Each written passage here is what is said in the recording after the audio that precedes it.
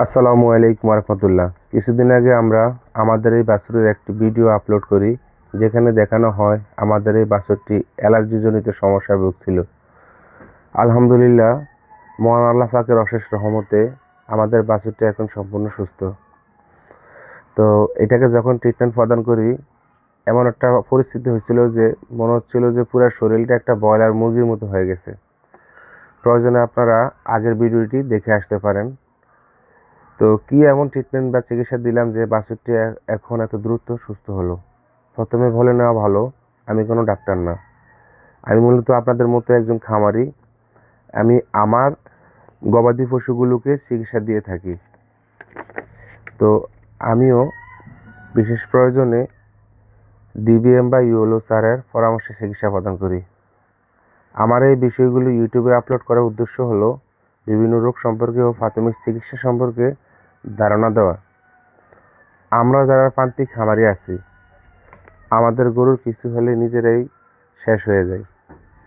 আমাদের একটা দোষ আছে, আমরা প্রান্তিক খামারিরা করি কি, নিজের মূলধন যদি থাকে 1 থেকে 2 লাখ বা 3 লাখ টাকা, তো বিভিন্ন নিকট আত্মীয়দের কাছ থেকে আরও 1-1.5 লাখ টাকা ঋণ নেই, বা বিভিন্ন এনজিও বা ব্যাংক থেকে লোন নেই। লোন নিয়ে 5-7 লাখ টাকা বা 2-4 লাখ, যাই হোক, একটা মূলধন দিয়ে খামারটা শুরু করি।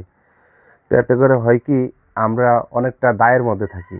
তার অবস্থায় আর এই অবস্থায় যদি আমাদের একটা গরু আল্লাহ না করুক মারা যায় বা চিকিৎসা দিতে বিলম্বিত হয়ে মৃত্যু পথযাত্রী হওয়া অবস্থায় হয়ে যায়, চিকিৎসা ব্যয় অনেক বেড়ে যায়, সেক্ষেত্রে আমরা প্রায় নিঃস্ব হয়ে যাই।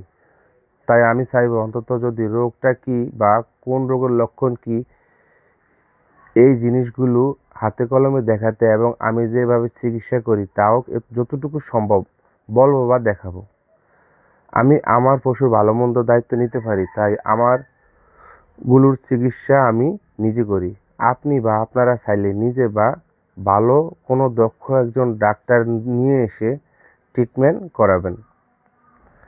মনে রাখবেন, রোগ যদি সঠিকভাবে নির্ণয় করা যায়, চিকিৎসা দেওয়া বা করা তত সহজ হয়। অনেক ক্ষেত্রে ওষুধের ডোজ কাভার হয় না। যদি সঠিক মাত্রায় বা নির্দিষ্ট মাত্রায় ওষুধ বা ইনজেকশন প্রয়োগ করা না হয়, তাহলে পশু সুস্থ হয় না বা সেরে উঠতে অনেক সময় লাগে। ওষুধের ডোজ সঠিক মাত্রায় প্রয়োগ করতে হবে।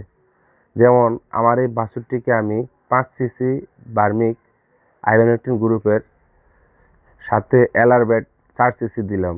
এখন অনেকে হয়তো বলবেন, 1 মাসের বাছুরকে কি বার্মিক মানে আইভারমেকটিন ইনজেকশন প্রদান করা যায়?